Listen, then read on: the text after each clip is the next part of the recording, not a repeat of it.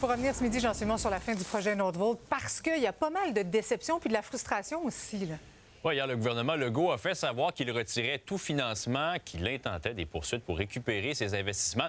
Et le maire de Saint-Basile-le-Grand réagit comme d'autres de ses collègues. Étienne, tu l'as rencontré ce matin.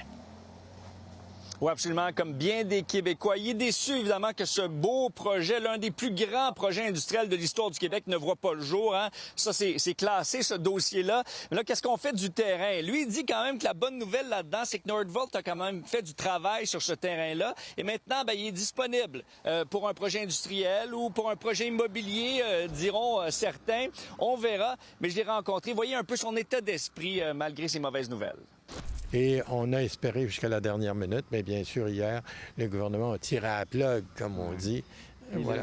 Et là, c'est officiellement terminé, Nordvolt. C'est tout un chapitre qui se ferme. Est-ce que vous êtes aujourd'hui aigri, déçu, fâché? Du tout. Non? Du tout. On est serein parce que nous, on a fait ce qu'on avait à faire.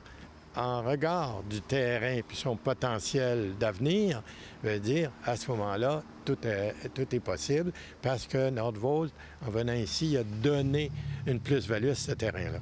Nordvolt a fini de décontaminer, d'une part, et il a fait les fondations de l'infrastructure future.